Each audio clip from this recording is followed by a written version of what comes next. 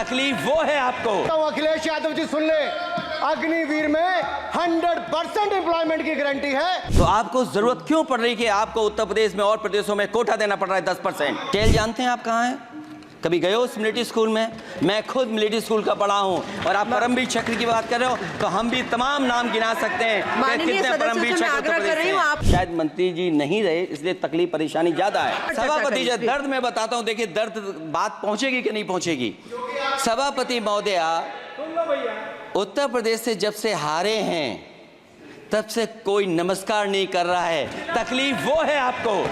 Complete करिए। वो video हमने देखा है कि कोई किसी को नमस्कार नहीं कर रहा है, कोई किसी को देख नहीं रहा है। चलिए धन्यवाद।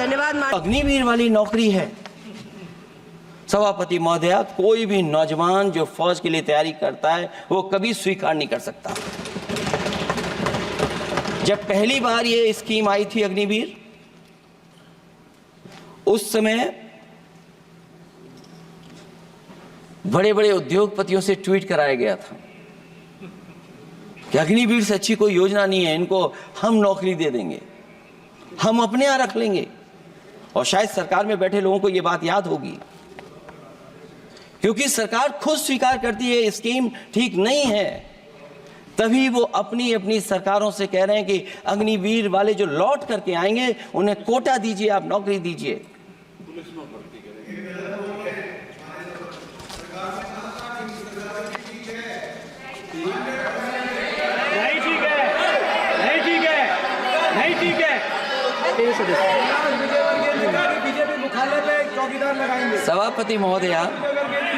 सभापति महोदया मैं बैठ जाता हूं, आप खड़े होकर के कह दीजिए अग्निवीर व्यवस्था अच्छी है।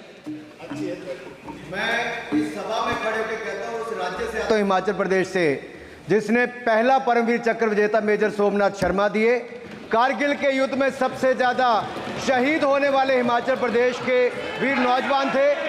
4 परमवीर चक्र विजेता हुए, उसमें से 2 कैप्टन विक्रम बत्रा और सूबेदार संजय कुमार हिमाचल प्रदेश से हुए। और मैं कहता हूं, जी हां, जो लंबे समय से मांग थी 1 रैंक 1 पेंशन की किसी सरकार ने पूरी नहीं की, वो नरेंद्र मोदी जी की सरकार ने यहां पर पूरी की है। और मैं एक बात और कहता हूं, अखिलेश यादव जी सुन ले, अग्निवीर में 100% एम्प्लॉयमेंट की गारंटी है और रहेगी। माननीय सदा साहब अपनी बात। सभापति महोदया, जो मैंने बहुत छोटा सवाल पूछा था, मैं दूसरी बात कहता हूं। अगर ये जो बात आप कह रहे हो, तो आपको जरूरत क्यों पड़ रही कि आपको उत्तर प्रदेश में और प्रदेशों में कोटा देना पड़ रहा है 10%? सभापति महोदय, बैठिए।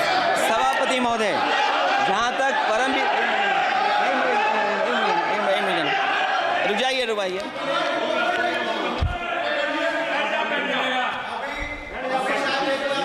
अरे सुन लेने दो।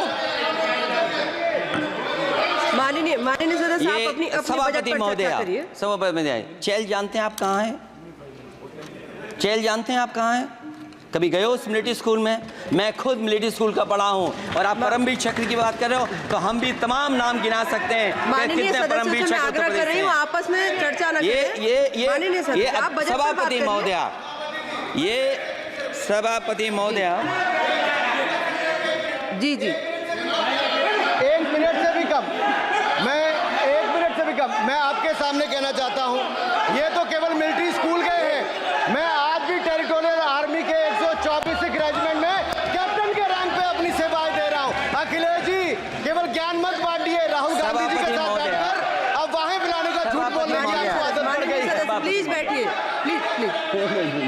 माननीय सदस्य से मैं आग्रह कर रही हूं, आप अपनी बजट पर चर्चा करें। सभापति महोदय, आपका समय पूरा हो गया है, मैं प्लीज कंप्लीट करिए। सभापति महोदय, मैं इसलिए नहीं कह रहा, मैं क्या बात कहना चाहता हूँ, शायद मंत्री जी नहीं रहे इसलिए तकलीफ परेशानी ज्यादा है। और आप अरे हमारा दर्द नहीं समझोगे, हम आपका दर्द चेहरे से पढ़ते हैं। अच्छा दर्द मैं बताता हूँ। माननीय सदस्यों से मैं आग्रह कर रही हूँ, सभापति महोदय, दर्द मैं बताता हूँ। बजट पर चर्चा करिए, प्लीज बजट पर सभापति जी दर्द में बताता हूं, देखिए दर्द बात पहुंचेगी कि नहीं पहुंचेगी। सभापति महोदया, उत्तर प्रदेश से जब से हारे हैं तब से कोई नमस्कार नहीं कर रहा है। तकलीफ वो है आपको। कंप्लीट करिए। वो वीडियो हमने देखा है कि कोई किसी को नमस्कार नहीं कर रहा है, कोई किसी को देख नहीं रहा है। चलिए, धन्यवाद माननीय। और जो अपने आप को बहुत ताकतवर कहते थे, बहुत ताकतवर कहते थे आप अपने आप को, जिसने हराया उसको नहीं ये हटा पा रहे हैं। अब बात समझ में नहीं आई ना? माननीय सदस्य, जिसने हराया उसको नहीं हटा पा रहे। और अगर सभापति महोदय, अग्निवीर व्यवस्था समाजवादी लोग स्वीकार ही नहीं कर सकते। आप बजट पर पूरी अपनी बात सभापति रखिए। महोदय स्वीकार स्वीकार नहीं कर सकते। आप अपनी जब भी चर्चा हम रखिए, सत्ता में आएंगे, साल 2 साल, ये चलने वाली सरकार नहीं है, गिरने वाली सरकार है, याद रखना आप। माननीय सदस्य, और देखिए, आप क्यों नहीं समझ रहे हो? साइकिल हमारा चुनाव चिन्ह है, साइकिल ही आपको सरकार चलवा रही है। जिस दिन साइकिल हट गई, आप कहाँ बैठे मिलोगे? और दूसरे हमारे साथी हैं जो हमें लेकर के यहाँ लाए थे।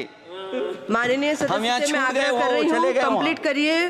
सभापति महोदय, मैं 2-3 बातें कहता हूँ यूपी को लेकर के, मैं मांग करता हूँ। कंप्लीट करिए आप। सभापति महोदय, चंबल एक्सप्रेस वे बनना चाहिए, क्योंकि देश का सबसे बड़ा एक्सप्रेस वे जो 1 लाख करोड़ का बना है, वो दिल्ली मुंबई से है। और यूपी को क्यों नहीं जोड़ रहे हैं आप? गंगा को लेकर के सब चिंतित हैं। गंगा की सफाई अभी नहीं हुई है। जो बजट गया पता नहीं कहाँ चला गया, किसी को नहीं पता। जैसे पानी बहा वैसे ही बजट भी चला गया। दूसरा, क्योंकि मंत्री जी बैठे हैं, वो जानते होंगे मंत्री जी कि देश की सबसे अच्छी लाइन सफारी बनी है इटावा में, और उस लाइन सफारी को बनाने में हम लोगों को बहुत समय लगा, क्योंकि एक लाइन सफारी, एनिमल सफारी अगर बननी हो, उसको बनाने में बहुत टाइम लगता है, बहुत जगह से परमिशंस लेनी पड़ती हैं। हम लोगों को परमिशंस नहीं मिली, और क्योंकि वो प्रोजेक्ट अच्छा है, एशियाटिक लाइंस की ब्रीडिंग शुरू हो गई वहाँ पर। ये सरकार इसलिए नहीं शुरू करना चाहती है क्योंकि वो समाजवादियों ने बनाई है। पहली बार देश में एशियाटिक लाइंस पैदा हो रहे हैं। नहीं, वहाँ पर इटावा में पहली बार हो रहे हैं, और वो इसलिए नहीं शुरू कर रहे हैं। और वो शेर मैं बता दूं आपको, शेर आया था कि कोई और आया था, वो कहानी मैं नहीं पढ़ूंगा यहाँ पर। फिर मैं बोल दूंगा तो फिर कहोगे कि क्या बोल दिया मैंने, इसलिए मत बुलवाइए तो ही अच्छा है। कि कुछ तो धन्यवाद माननीय सदस्य, धन्यवाद। कुछ मत बुलवाइए मुझसे। सभापति महोदय, मैं ये कहना चाहता हूँ कि लाइन सफारी, एनिमल सफारी उस क्षेत्र की, यूपी की प्राइड है वो, कि पहली बार ब्रीडिंग सेंटर एशियाटिक वहाँ पर बन गया है।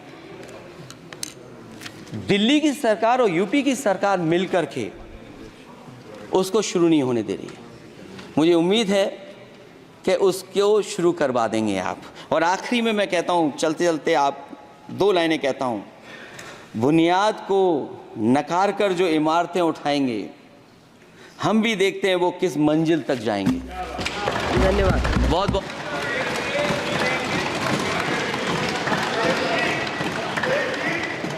अखिलेश जी, कुछ ज्ञान माननीय विपक्ष के नेता को भी दे दीजिए। आपने अच्छा भाषण दिया, उनको भी सिखा दीजिए। हालांकि अयोध्या को मैंने कहा हम काम नहीं रोक रहे हैं, लेकिन सभापति महोदय मैं कहना चाहता हूं, इन लोगों का कौन टाउन प्लानर है, कौन आर्किटेक्ट है, मैं नहीं जानता हूं, लेकिन ये जब सरकार से चले जाएंगे तो विश्व की सबसे बढ़िया नगरी अगर कोई बन करके दिखाएंगे तो वो अयोध्या नगरी होगी।